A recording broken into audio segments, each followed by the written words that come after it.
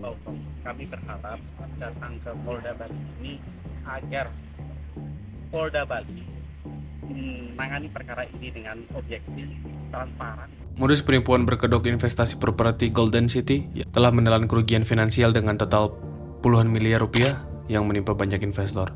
Salah satu investor dari Golden City telah melaporkan kerugian yang cukup signifikan, yaitu sebesar 7,5 miliar rupiah. Selain itu, mereka juga telah mendapatkan surat kuasa dari ke-62 investor lainnya yang berasal dari berbagai negara seperti Amerika, Australia, Jerman, dan Inggris. Dugaan penipuan ini melibatkan para terlapor yaitu saudara Brett Sorense dan saudara Jansen Berry yang diduga telah membujuk para calon investor dengan janji sewa selama 99 tahun dan pembangunan proyek Golden City yang terdiri dari kurang lebih 300 unit rumah atau hunian. Penawaran tersebut dilakukan melalui brosur yang didistribusikan di Clear Cafe Ubud dan Clear Cafe Canggu yang keduanya berlokasi di Bali. Salah satu korban terbujuk oleh bujukannya, saudara Brett Sorense, dan akhirnya mentransfer uang sekitar 7,5 miliar rupiah ke PT Bumi Sumbawa. Namun setelah pembayaran, mereka menyatakan bahwa mereka harus mengumpulkan dana tambahan dari investor lain sebelum memulai pembangunan. Saat melakukan kunjungan investasi ke Sumbawa pada awal tahun 2020, klien kami tidak melihat adanya kemajuan dalam pembangunan yang dijanjikan. Dan tanah yang dijaminkan untuk proyek tersebut masih berada di bawah kepemilikan orang yang tidak teridentifikasi. Saudara Jansen Berry, Direktur PT Bumi Kristal Sumbawa, tidak memberikan akses kepada klien kami untuk mengakses properti yang dijaminkan. Hal ini semakin memperkuat kecurigaan akan adanya penipuan. Malaikat Hukum Law Firm menghimbau kepada seluruh masyarakat dan wisatawan asing yang berlibur ke Bali yang ingin melakukan investasi di Indonesia, khususnya di wilayah Sumbawa, untuk berhati-hati dan melakukan due diligence atau uji tuntas sebelum melakukan transaksi keuangan.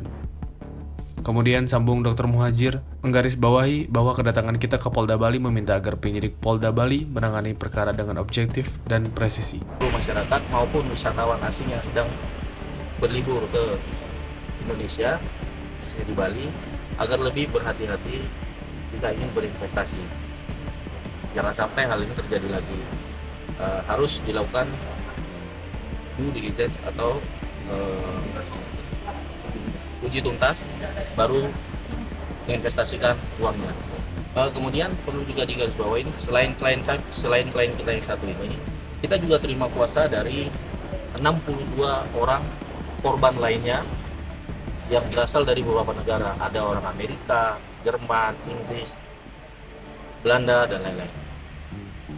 Itu aja sih. Dari Reskrimum tadi bagaimana? Dari Reskrimum dia serahkan SP2HP bahwa dia sudah memeriksa beberapa saksi dan terlapor satu juga terlapor dua. Terlapor satunya itu si Brett itu sudah diperiksa kemarin. Kemudian dia ada kasih SP2HP itu untuk apa-apa saja lagi yang harus dipenuhi kendalanya dalam melakukan penyelidikan. Dia belum ditahan. Belum ada penahanan, Pak. Ini masih proses lidik ya, Baru lidik ya, Pak ya? Baru lidik, berarti proses penyelidikan. Apakah alat bukti dalam kasus ini sudah terpenuhi semua atau seperti apa dari penyidik? Kalau kita bicara hari ini mungkin belum ya, karena kalau sudah alat bukti sudah terpenuhi, pasti ini akan naik ke penyidikan. Ini dalam proses ke sana lah. Tapi dari segi hukumnya kami sudah memberi apa yang kami punya secara fakta hukum yang kami duga. Ini ada dugaan penipuan dan atau penggelapan. Kalau yang Brett ini orang mana dan sekarang posisinya di mana? Mana? Kalau Brett itu warga negara Amerika. Posisinya ya saya nggak tahu di mana. Yang pasti kalau kemarin dia sudah diperiksa di Polda Bali. Kemarin ini, Pak. Berarti sekarang dari tim kuasa hukum artinya mendesak Polda Bali untuk apa mungkin?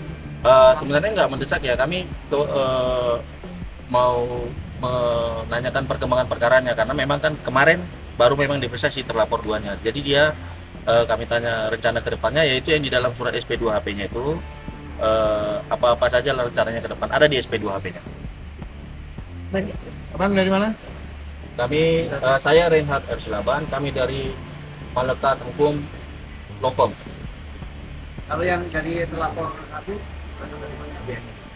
Kalau yang W ini Yang sekitar ada 2 orang.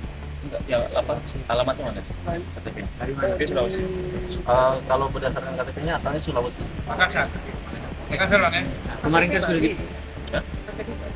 KTP-nya Bali. Ada KTP Denpasar, tapi asli dari Sulawesi. Oh, sorry. KTP-nya Denpasar, tapi aslinya dari Sulawesi. Ya, kemarin kan terlapor 2 sudah diperiksa oleh Siap. penyidik. Nah, ada unsur pidana nggak? Nah, kalau itu masuk materi penyelidikan, nanti kewenangannya dari penyidik itu.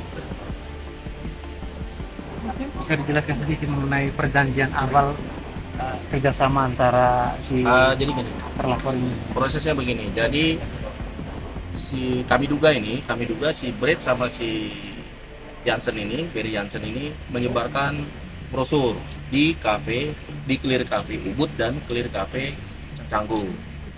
Kemudian klien kita ini ataupun korban yang lain melihat brosur tersebut lalu menghubungi, lalu bertemulah dengan antara mereka. Tapi biasanya kalau klien kita itu ketemunya dengan si Brett. Kemudian Brett presentasi, dia sampaikan ini programnya mereka akan bikin perusahaan, bikin resort dan lain-lain. Kemudian klien kita tertarik, terus disuruh transfer uang, kita transfer uang, baru dibuat perjanjian. Berarti Itu saat semua itu bisa. belum ada pertemuan. Sedangkan fisiknya sih belum ada juga. Nah kalau itu kan memang waktu itu dijanjikan, ini kan ada brosurnya, ada gambar-gambar foto-fotonya, rencananya mereka mau buat seperti apa. Itu yang buat dia tertarik, maka dia transfer. Berarti ada pertemuan antara pelapor dengan terlapor. Ada. Mungkin dokter